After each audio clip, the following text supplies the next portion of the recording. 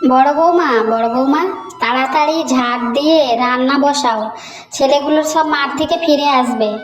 ছোট বৌমাটা যে কোথায় গেল, কি যে করছে, রান্নাটা তো বসালে পারে। এদিকে অনেক বেলা হলো। আমার রান্নাঘরে ঢুকতে ভালো লাগে না মা, ও দিদি সব করবেক্ষণ।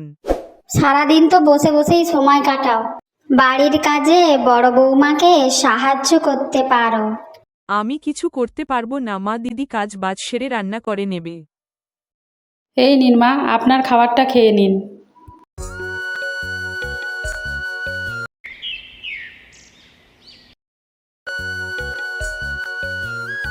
সত্যি গিন্নি, তুমি সংসার সামলে আবার এত ভালো ভালো রান্না করছো। বড় বৌমা একদিন ভাত বসিয়ে ভুলে গেল। মনে হচ্ছে রান্নাঘরে ভাত পুড়ে যাচ্ছে। কেউ কি নেই নাকি? ছোট বৌমা কোথায় গেলে? ভাতটাও তো দেখতে পারো নাকি?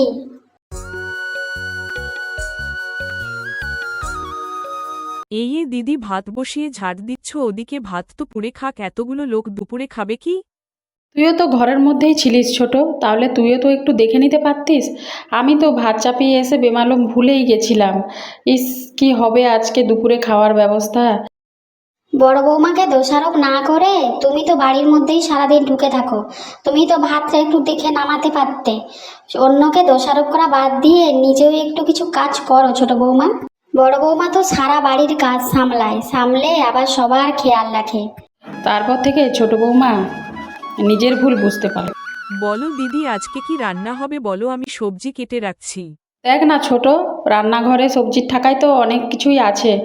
আজকে না হলে তোর পছন্দ মতোই রান্না হবে, আমরা সবাই তোর পছন্দ মতোই রান্না খাবো। যাক ঠাকুর, আমার ছোট বৌমা তাহলে এবার সুমতি হলো। ঠাকুর, তুমি এই সংসারটাকে এভাবেই সুখী রেখো।